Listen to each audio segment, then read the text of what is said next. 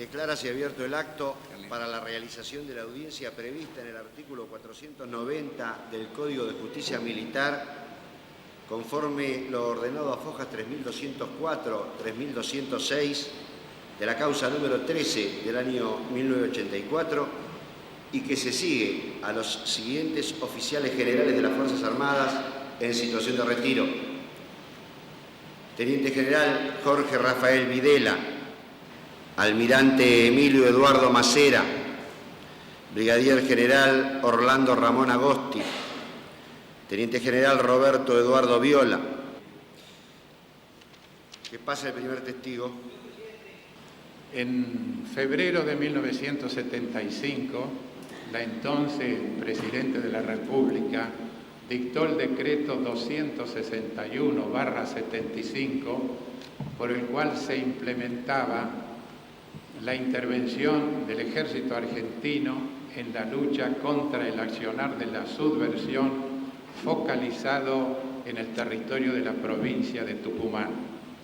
Cuando yo ejercí la presidencia de la República, por esos decretos que usted ha mencionado, señor presidente, 2770, 2771 y 2772, extendía a todo el territorio de la nación la intervención de las Fuerzas Armadas para colaborar en la lucha contra el accionar de la subversión. It might be of interest to the court what the official reaction was, the response of the government of Argentina. And I'm now referring to the years 1980, 1981 and 1982, because it was in those years that this working group started to function.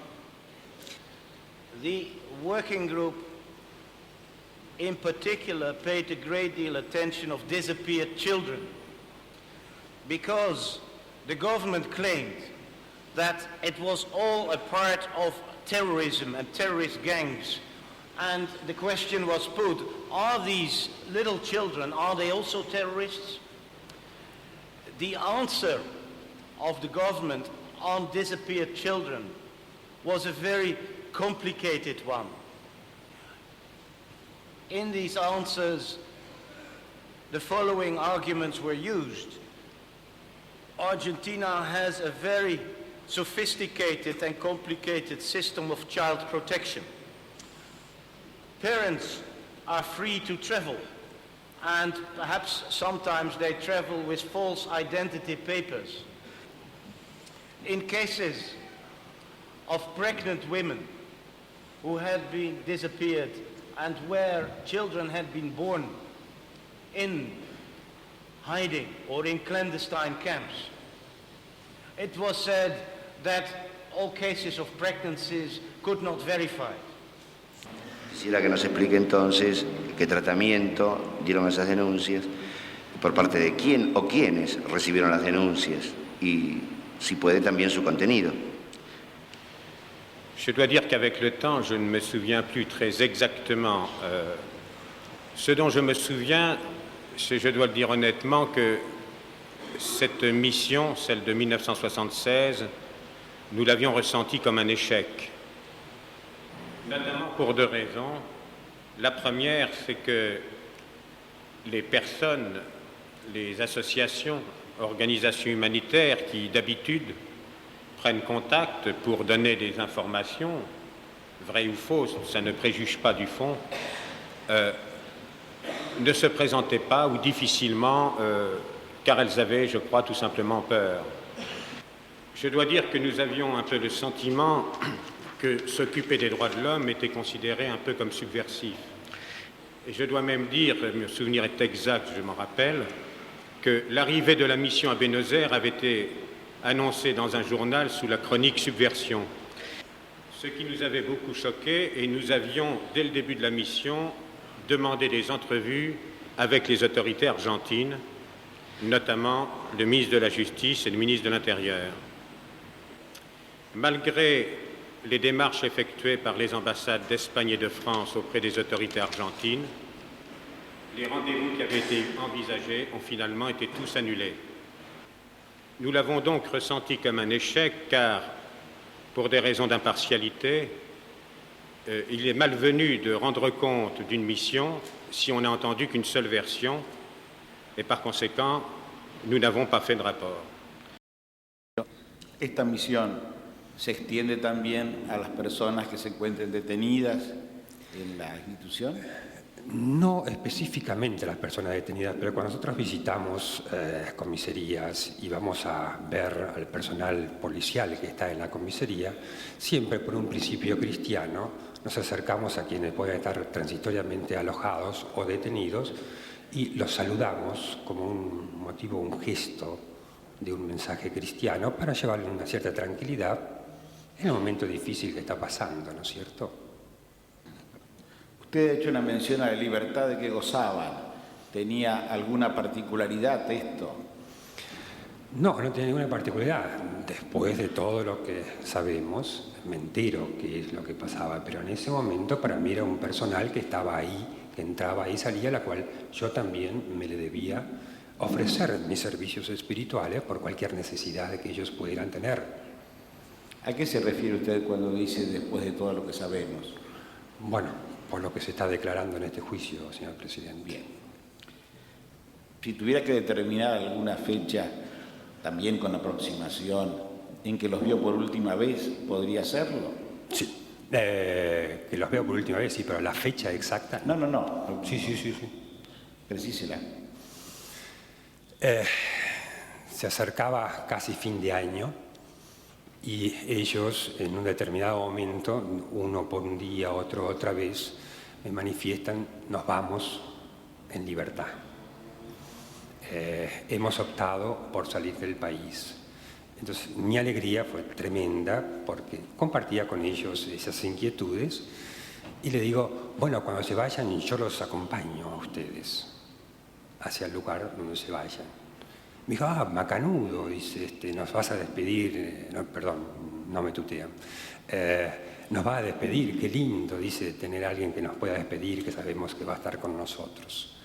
¿En qué circunstancias? ¿Usted los acompañó? ¿Cómo se había comprometido con ellos? Sí. ¿A dónde? A los distintos lugares donde ellos embarcaron, al puerto de Buenos Aires y al aeropuerto de la ciudad de Buenos Aires. ¿La señora esta que tenía la criatura, la llevaba con ella? No. ¿Supo que había sido de esa nenita? Sí, ella me contó de que se la había entregado a los padres, que creo vivían en La Pampa, me parece. Me parece que eran de La Pampa, no recuerdo bien. Usted dijo recién que habían optado por irse al exterior. La palabra opción supone alternativas. ¿Entre este viaje y qué? No sé. No se me ocurrió en ese momento preguntarle por qué la opción ni nada por el estilo.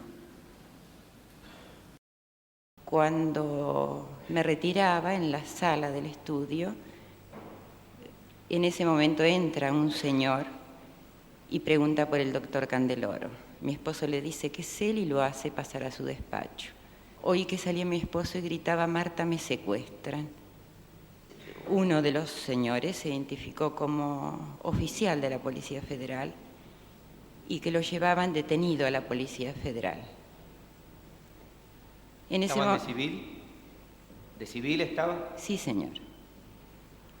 Uno de los oficiales se volvió en ese momento y dijo, señora, como ustedes no son de acá, va a ser mejor que nos acompañe por si tiene que dar algunos datos sobre su esposo. Y yo en ese momento pregunté si iba detenida porque quedaban las criaturas solas con la señora que los cuidaba. Me dijo, no señora, no se preocupe que dentro de una hora estará acá. Yo, no sé, la situación era tan tremenda que yo no podía entender qué era lo que pasaba y realmente creí, ¿no?, en esa situación. Me condujeron en una camioneta a la repartición de la Policía Federal. Durante todo el tiempo yo no sabía si mi marido estaba allí o no, pero más o menos a medianoche oí su voz, oí que pedía ir al baño. Cuando él pasó frente a mí, se paró y dijo, ¿por qué estaba yo allí? que le dieran explicaciones. Y lo venían apuntando con armas en la nuca y en la espalda, y lo empujaron con el arma, le hicieron pasar adelante. Estuve privado de mi libertad entre el 21 de agosto de 1976 y el 2 de diciembre de 1983. Estuve detenido alrededor de un mes en el servicio de informaciones de la policía, Jefatura de Policía Provincial, en carácter de desaparecido, porque no estuve... ¿El primer mes? El primer mes, sí señor. No estuve legalmente reconocido. Un mes en la cárcel de Rosario. Sí. Estuve posteriormente en la cárcel de Coronda. Brevemente estuve 4 días de vuelta en el servicio de informaciones de la Jefatura de Policía de Rosario. Estuve en la unidad 9 de La Plata, estuve en la cárcel de Casero y posteriormente en la cárcel de Rawson. El testigo dijo una frase muy particular: verlos es la mejor manera de cuidar su vida. Si pudiera explicar qué sentido tiene esa explicación. Puede responder. Sí, porque era muy común en los detenidos durante el tiempo del proceso conocemos los casos de compañeros que han sido detenidos y después no aparecieron más. Entonces, generalmente cuando había un detenido se trataba de verlo, saber el nombre o conocerlo con una forma de resguardo personal hacia la vida de ese detenido. ¿Tiene algún otro interés que pueda afectar su imparcialidad para declarar en este proceso? No, salvo el haber sido afectado por un secuestro y algunas otras cosas que después relataré. ¿Eso va a hacer que no diga la verdad usted? No, de ninguna manera. ¿Fue usted privado de su libertad? Sí, señor. ¿Cuándo ocurrió eso? El 22 de julio de 1978. ¿Quiénes eran las personas que lo detuvieron? Bueno, salíamos de la fábrica en ese momento un grupo grande de trabajadores, porque al fichar se hacía cola ante el reloj, y al trasponer el portón se me echa encima una persona, posteriormente secundada por algunos cómplices, que me golpean y me introducen en un auto blanco, creo que un Renault 12. En ese momento los compañeros de la fábrica que salían conmigo trataron de ayudarme, pero fueron amenazados por otros cómplices que tenía esta gente en ese lugar con armas largas para quedarse contra la pared. Después el interrogatorio versaba sobre mi actividad política, mi actividad gremial, conocido que yo tuviera en algunas organizaciones políticas o gremiales que lucharan contra la dictadura, y en ningún momento hubo un interrogatorio específico sobre algún tipo de organización armada, es decir, no se buscaba de ninguna manera, en ese momento, estoy hablando del año 78, una vinculación, es decir, aparentemente el que me interrogaba conocía perfectamente que yo no tenía ninguna vinculación con entidades armadas, ni le importaba tampoco, sino lo que le interesaba era simplemente ver quiénes estaban en este ámbito, en el ámbito de derechos humanos. Yo había sido secretario gremial de una comisión, secretario general de una comisión interna de relación trabajadores del Estado, hasta que soy dejado prescindible por la dictadura, y el interrogatorio versaba fundamentalmente sobre gente que pudieran estar en la actividad política y que ellos tenían la intención de secuestrar. Había unos grupos que llamaban La Patota, que eran integrados por oficiales, ese era el trato que le daban los guardias. Yo he visto a un oficial de ejército que me interrogó a cara descubierta en este chupadero, como lo llamaban ellos, y que después me recibe haciéndose el tonto en el batallón de logística 10. Y todavía no hay ninguna persona condenada. Por eso me importaba traer una abundante prueba documental, porque existe infinidad de pruebas, hay cualquier cantidad de testigos que han declarado en distintas causas, y sería bueno de alguna forma que esto sirva para que se unifique. Señor secretario, si puede alcanzar el estrado y el resto de la documentación que acompañó el señor.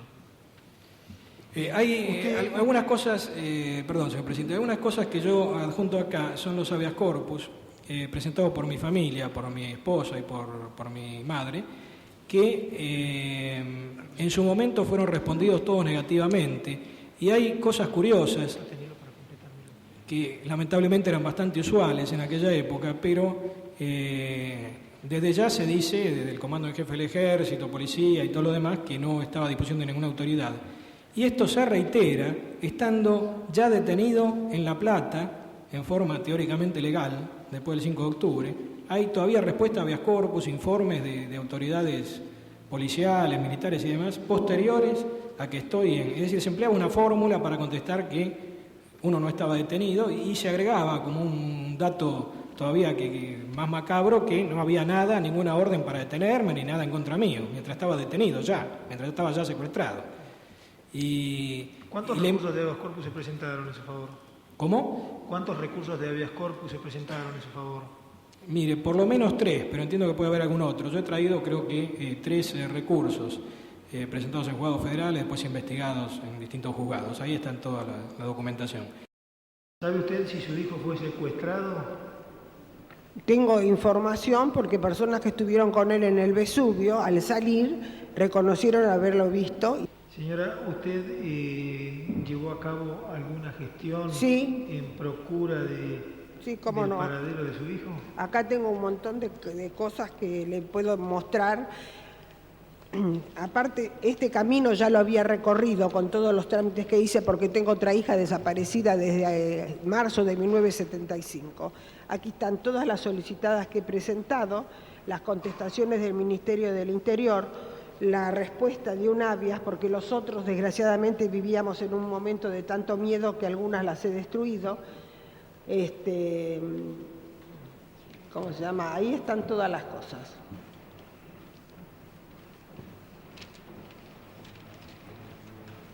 Aquí está. Aparte de estas constancias que usted, de las gestiones que dan cuenta de estas constancias, ¿llevó a cabo alguna otra que no figure aquí? Y he ido a ver ¿cómo se llama? Monseñor Gracelli, que también me recibió y buscó en su archivo que tenía sobre el escritorio y me dijo que ahí mi hijo no figuraba. Después fui a ver al Comando 1 a ver al coronel Basiles, que también me recibió, y después de hacer una cantidad de consideraciones diciendo que las madres no sabíamos lo que hacían los hijos y que por eso los defendíamos y todo eso, me dijo que tampoco, que él no podía saber absolutamente nada. Hice la denuncia en el exterior, cuando vino la comisión de la OEA lo mismo, y en todos los organismos de los derechos humanos. Doctor, ¿le comprenden a usted las generales de la ley? No me comprenden. Quiero, sin embargo, formular una consideración. Una hija mía de nombre Mónica fue detenida por las Fuerzas Armadas y desde entonces está desaparecida y seguramente ha sido vejada, torturada y asesinada. A pesar de ese hecho, por cuanto las Fuerzas Armadas estaban conducidas por los procesados, voy a decir absolutamente la verdad porque entiendo que mi concepto de la verdad está por encima de cualquier tipo de consideración. El viernes 14 de mayo de 1976 penetraron violentamente 5 hombres extraordinariamente armados con ametralladoras, otras armas largas y granadas en la cintura y se distribuyeron estratégicamente dentro del departamento. Otro que lo ejecutaba abrió otro ropero donde sacó algunas revistas políticas. Yo le señalé que en mi casa hay varios miles de libros y centenares de revistas políticas de todo tipo por mis actividades, por las de mis hijos y por las distintas profesiones y carreras que ellos seguían. El que dirigía el operativo, asumiendo así la representación de las Fuerzas Armadas, me dijo solemnemente: las Fuerzas Armadas no persiguen a nadie por sus ideas políticas.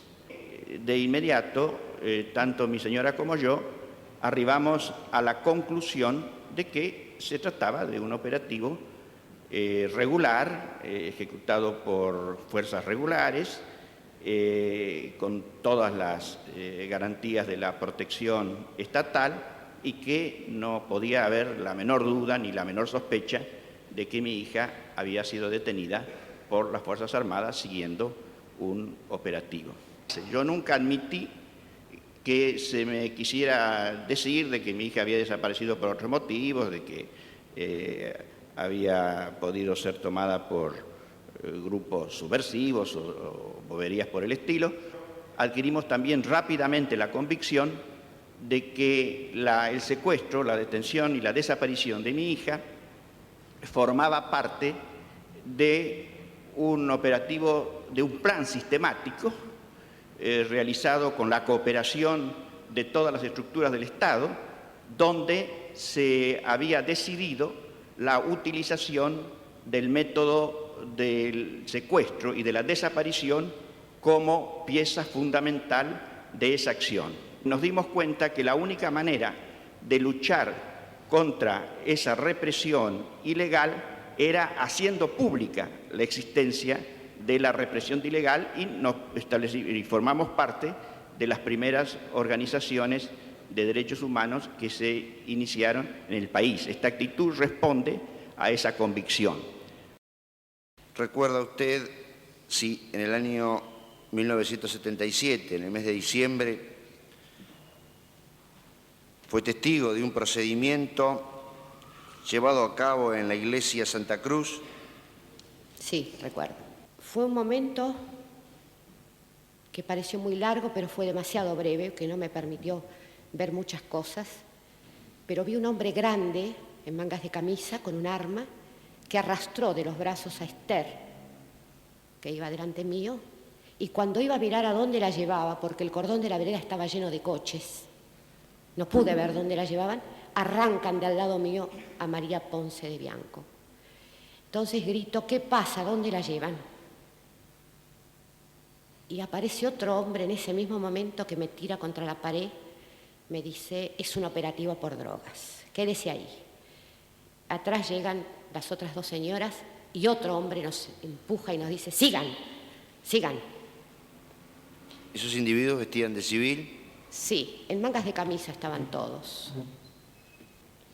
Desesperadas, quedamos en reunirnos el viernes a las 11 de la mañana en el diario La Nación. Allí teníamos que encontrarnos con Alicia Domón. Ella no llegó. Entonces hubo versiones de otra gente que vio que se la habían llevado. No sabíamos en realidad cuánta gente se habían llevado. Faltaban muchos. Se dijo que también faltaba Gustavo Niño. El único diario que publicó algo fue el Herald. Las informaciones eran muy extrañas, muy terribles. Se pudo publicar la solicitada, pero Alicia Domón no llegó.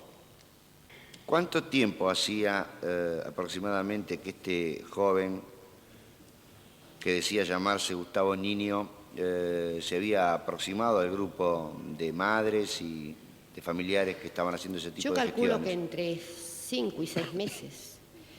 Este joven merodeaba a las madres, se granjeó la simpatía de las madres, porque era muy simpático, muy cordial, pero a quien más controlaba era Azucena. Por eso no nos cabe ninguna duda que fue el gestor de los hechos que ocurrieron, porque había identificado en Azucena una mujer de mucha fuerza.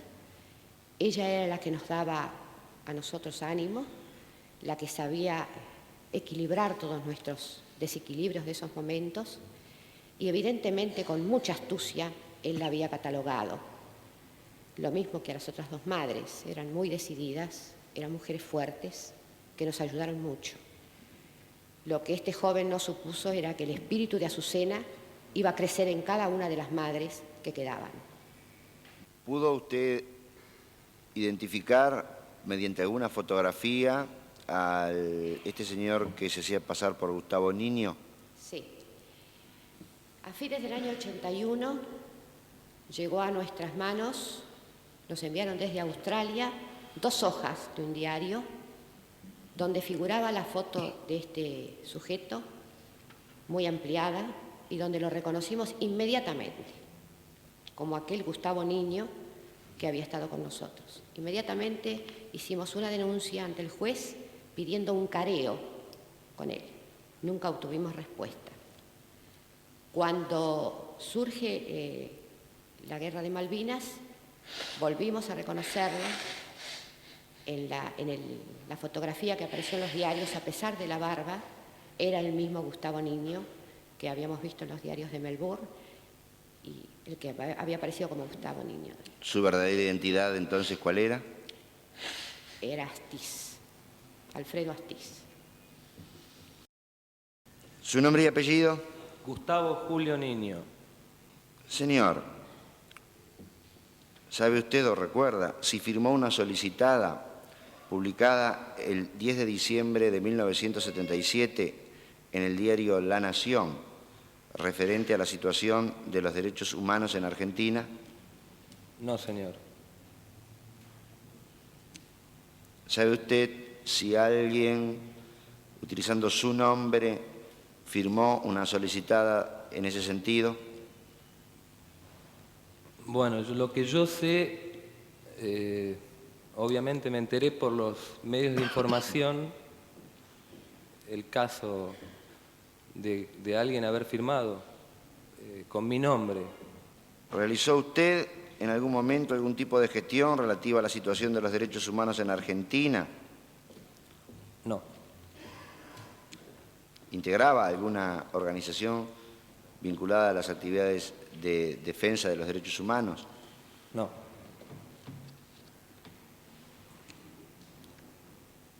¿Conoce usted al teniente Alfredo Astiz? No, lo conozco por los diarios, simplemente, por los medios de información, pero no tengo ninguna relación con él. ¿Tiene alguna explicación posible acerca de la inclusión de su nombre y de su número de documento de identidad en la solicitada? La verdad que no sé por qué pudo haber sido tomado mi nombre. Yo estaba fuera del país y creo que la razón fue esa, ¿no? ¿Alguna vez extravió su documento? Sí, extravié la cédula de identidad una vez y el DNI también. Incluso saqué el pasaporte, renové el pasaporte sin ningún inconveniente, o sea, no hubo ningún inconveniente. Cuando yo quiero declarar que he sido torturada, que he sido sacada de mi casa, envuelta en una sábana, quiénes eran los que me torturaban, el doctor Villo, que era secretario por aquel entonces del Juzgado Federal de Formosa, y otra persona más que lo ayudaba, me dice que no tiene importancia que denuncie que he sido torturada. ¿Y quiénes eran? Yo quería citar fundamentalmente a Gandola, quería citar fundamentalmente a Manader, porque Manader se presentaba como el capitán González. Yo fui detenida el 9 de octubre de 1975. Lo único que me preguntan, más los datos de filiación, es qué había hecho yo el día 5 de octubre de 1975. A posteriori, en el mes de abril de 1977, cuando ya mi esposo había muerto, me traen a tribunales. En tribunales hay un exhorto del Juzgado Federal de Formosa. En ese exhorto, que está firmado por un juez que yo no conocía, que era el doctor Vivas, actualmente juez federal de Formosa, el doctor nos informa y me informa que han dictado un auto de prisión preventiva para mi esposo y para mí, cuando mi esposo ya estaba muerto. Cuando a fines de la década del 60 se inaugura en el país una metodología inusual la guerra revolucionaria, al contexto clásico de infiltración y concientización se le agrega la inevitabilidad de la vía armada para la ulterior toma del poder. Con este objetivo se va montando una estructura nacional e internacional caracterizada por una minuciosa organización que exhibe una estudiada apariencia inofensiva, neutral, objetiva y o imparcial según el caso de apoyo o tema que se trate y que se da en absoluta comunión y concordancia con la evolución operativa de las organizaciones armadas clandestinas. Sin perjuicio de ellas, se fueron creando otras complementarias y correlativas a sus fines que aparecieron como humanistas despojadas de todo criterio político e ideológico, tal es la Comisión Argentina de Derechos Humanos. Prestaron base política operativa a este nucleamiento en el plano internacional, la llamada Cuarta Internacional, Amnesty Internacional, el Comité Internacional Pro Paz, Tricontinental Cubana y otras que sería tedioso enumerar. Estas organizaciones, diferentes en su misión, semejantes en su concepción e idénticas en sus objetivos de implantación de ideologías marxistas, fueron acumulando una carga que detonaría en perjuicio a la Argentina. De pie, señores, por favor.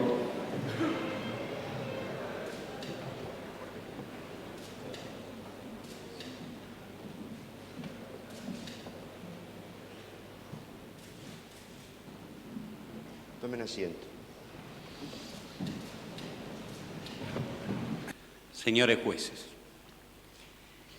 este proceso ha significado, para quienes hemos tenido el doloroso privilegio de conocerlo íntimamente, una suerte de descenso a zonas tenebrosas del alma humana, donde la miseria, la abyección y el horror registran profundidades difíciles de imaginar antes y de comprender después.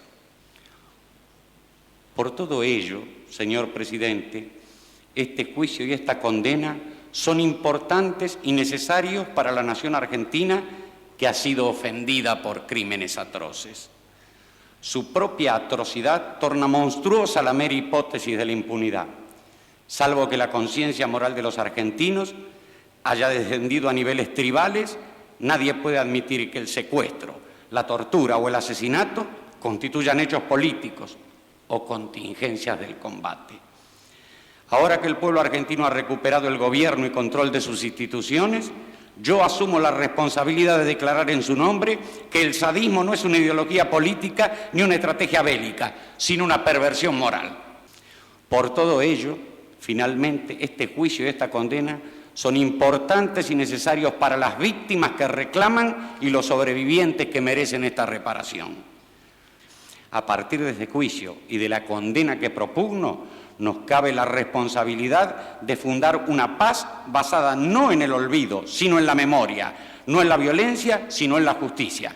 Esta es nuestra oportunidad y quizá sea la última. Silencio en la sala.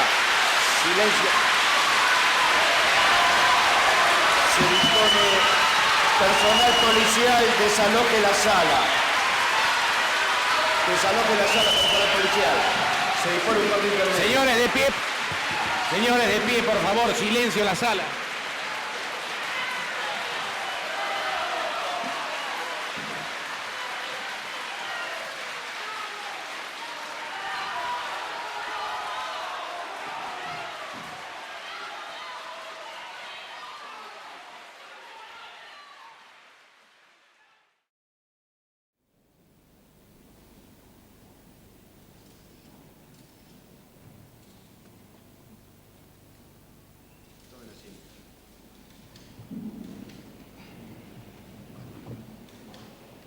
Se ha demostrado que, pese a contar los comandantes de las Fuerzas Armadas que tomaron el poder el 24 de marzo de 1976, con todos los instrumentos legales y los medios para llevar a cabo la represión de modo lícito, sin desmedro de la eficacia, optaron por la puesta en marcha de procedimientos clandestinos e ilegales sobre la base de órdenes que, en el ámbito de cada uno de sus respectivos comandos, impartieron los enjuiciados. Regístrese Notifíquese a los enjuiciados que se hayan cumpliendo prisión preventiva rigurosa a causa de este u otro proceso en la forma prevista por el artículo 401 del Código de Justicia Militar. Comuníquese al Ministerio de Defensa de la Nación, al Consejo Supremo de las Fuerzas Armadas y al Registro Nacional de Estadística Criminal y Reincidencia. Hágase entrega de inmediato a las defensas y al fiscal de sendas copias íntegras de esta sentencia. Firmado León Carlos Arlanián, Andrés D'Alessio, Jorge Edwin Torlasco, Jorge Alejandro Valerga Araos, Guillermo Ledesma, Ricardo Rodolfo Gil Laveda. Se da por terminado el acto.